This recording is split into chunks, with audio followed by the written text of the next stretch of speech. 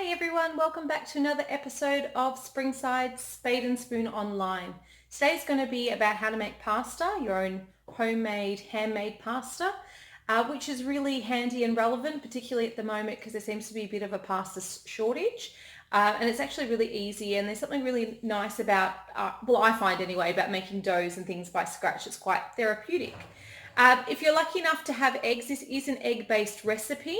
However, I did watch a Jamie Oliver episode the other day and he made pasta with just flour and water. So that might be an option. You can watch this and learn the same techniques, but follow his recipe. All right, let's get started. So normally when I make pasta, I'm pretty lazy these days. I don't tend to make it by hand. I tend to use my my mixer. I'm going to show you both ways today because I understand that everyone's got different equipment requirements and things that you've got available. So, and there is something nice about making pasta by hand. And I think for the first time, it's really nice to do that because you get a feel for what it should feel like and the sort of the texture it should become. So it is, I would say, recommend do it with your hands to start with, and then afterwards when you're just in a hurry, throw it in your mixer. All right, make sure your bench is really clean, so give it a good wipe down and then dry it because you don't want the flour to stick to it. We're going to start with just 2 cups of flour. Ideally you want to use double O flour. It's a really fine flour. Unfortunately I wasn't able to get it, and you can replace it with regular flour. It just won't be sort of as soft. So 2 cups of flour on the bench, and I'm going to put 2 cups into my stand mixer as well.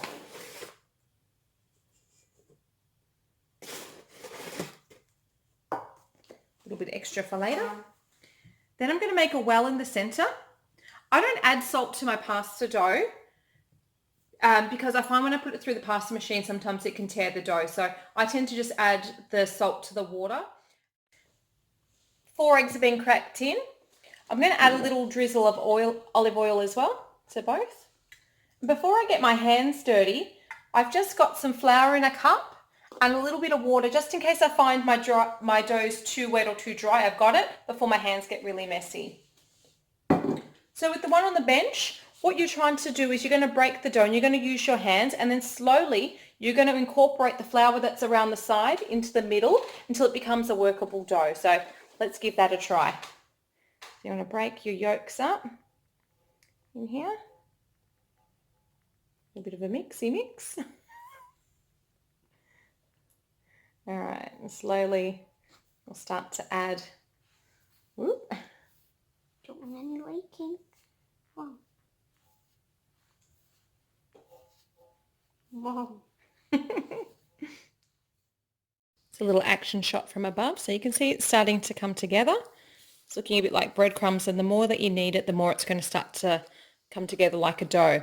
When you're feeling when you're squeezing it together, if it's not coming together and it's quite dry, you can add a little splash of water or a little bit more olive oil until it comes together. If it's too wet, you might need to add a little bit of flour. Mila's just kneading the dough for us now. So remember, when we're kneading, we're using the palm of our hands and we're rolling it forward and back. That's it. And when you're doing it by hand, this is going to be about a 10-minute job. So it's a really good workout. So my 2 cups of flour, a little splash of olive oil, and 4 eggs are in there. Now, you'll notice with homemade pasta, if you have the egg yolks, you're going to get a yellow dough. The richer the dough, the more egg yolks it has. So you can always, if your dough's a little bit dry, you could add just an egg yolk as well. All right, so start it slow so you don't get flour in your face. I've made that mistake before. And this bad boy is doing all the hard work for you.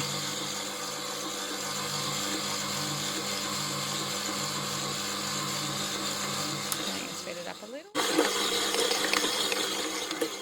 Both of our dough balls are ready. We've been kneading them for about 10 minutes, while the one in the food processor I just kneaded for about a minute. It's pretty soft. Now you need to let these rest for about half an hour. So cover them with Glad wrap. Just leave them on your bench. They don't have to go in the fridge. Half an hour, let it relax the gluten because we've been working it hard, and then it'll make it easier for it to roll out. So while this is happening, we're going to prepare our sauce. Really important, when you've gone to all the effort of making your own handmade pasta, you need to let the pasta be the hero of the dish. It's all about a simple sauce to complement it. Plus, you've worked hard making the pasta, so reward yourself with a simple sauce. Today we're going to be making a tomato and basil one, using sort of the last of the basil and the tomatoes from our garden. Another really beautiful recipe is just like to fry off some butter and to cook the pasta in butter and some salt and pepper as well is really nice, and some cheese. So to start with, I'm going to get my trusty helper here. We're going to just halve the tomatoes. So using the bridge, okay, cut it in half. We're going to chuck them on a roasting pan. We're going to just roast these tomatoes till they start to soften and get sweet. So Mila's going to start chopping those. Garlic. Wherever you can add in extra flavour, go for it. So I just crush the garlic, chuck it on the pan. I'm also going to add to that some dried lemon thyme. I've just found this growing in the garden. So chuck some herbs out, rosemary, some thyme. Basil is nicer fresh rather than roasted, but you could use dried basil or dried herbs if you don't have fresh as well. So Mila has chopped up all the tomatoes for me. Thanks, Moo.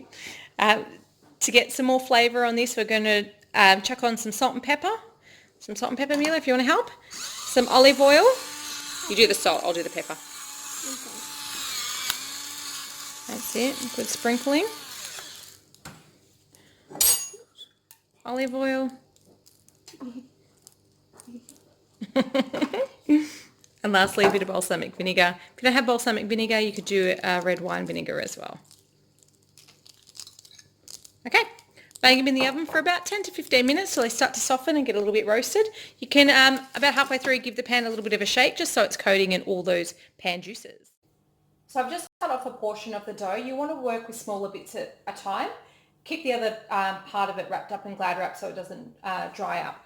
This is the time when you need to get messy. So you need a fair bit of flour around. Flour on your pasta maker, pasta machine if you've got one, so the pasta doesn't stick. And some flour out on your bench. I've also prepared just a platter with some flour on it so that I can put it on here because I'm going to cook it straight away. If you're going to leave this for a little bit longer, I would suggest opening up a cupboard door, place a tea towel down and lay your pasta out so it hangs over so that it's not sticking together. So you can roll it out. I tend to do it by hand. You want to make it quite thin to start off with so it fits in the roller. Now I put this on the widest setting. And I'm going to see if that will pick it up. It does.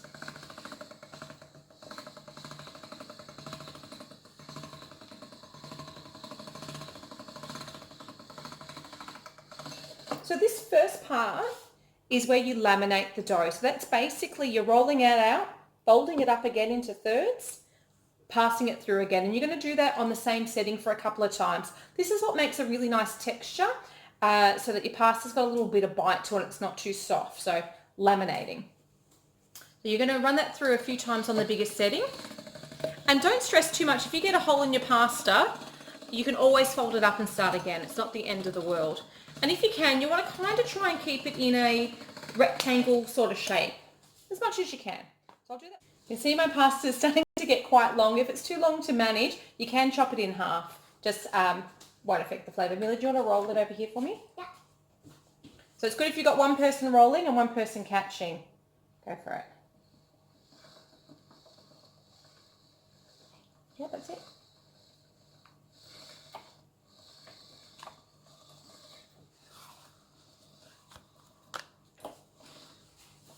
That's it.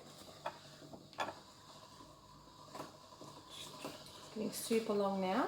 I'm pretty happy with this thickness. I think it's down to a 3, so I'm not going to take it any thinner than this. Till the end of this. I'm pretty sure this pasta is bigger than you, Mila.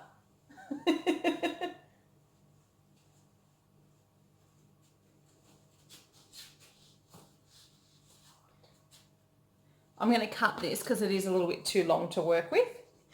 And we're going to cut this by hand. I do have an attachment here to cut my pasta with the machine, but because we're going to do the other by hand, we want it to be the same size.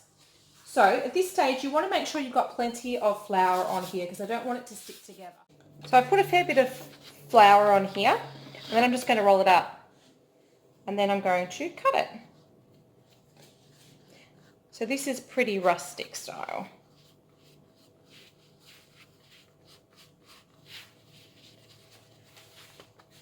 A little bit of that flour off, don't want too much on there. All right, then just using a knife, I'm just going to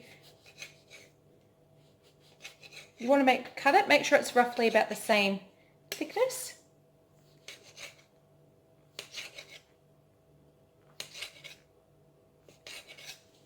Then I'm going to unravel it, okay, and put it onto my board.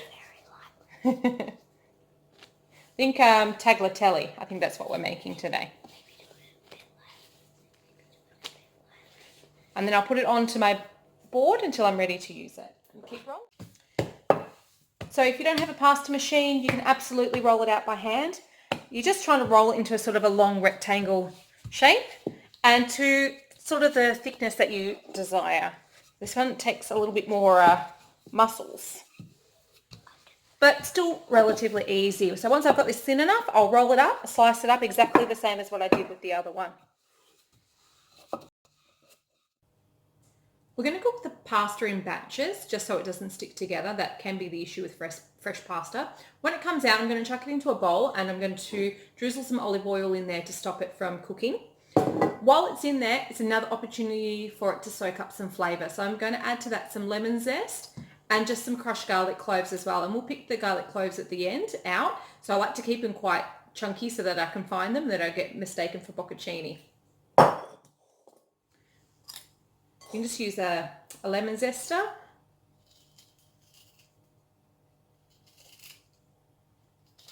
You don't need a huge amount of lemon because it's quite a strong flavour and I don't want it to overpower the dish. So maybe just half a lemon. And crush your garlic like what we did before with the spoon and bang it in there so it's ready to go when your pasta's cooked.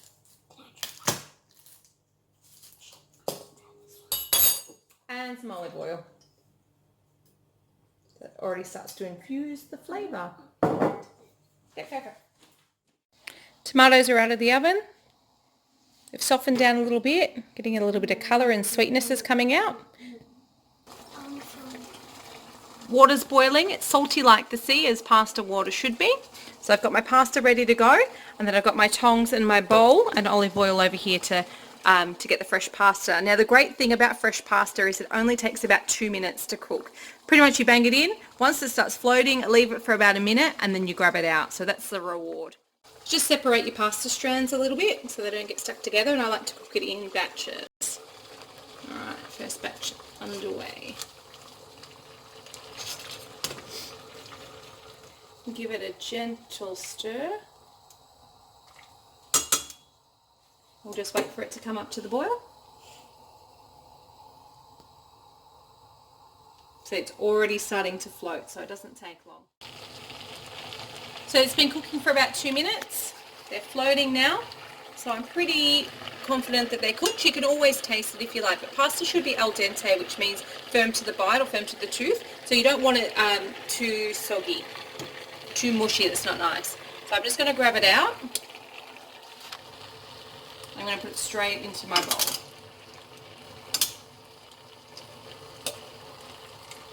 You can add this to a colander if you're a bit worried about too much pasta water getting in. I think that's all of it.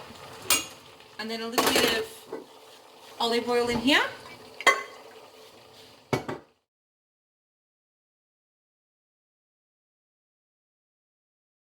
Okay, well, it's dinner time in this house and we're pretty excited about homemade pasta.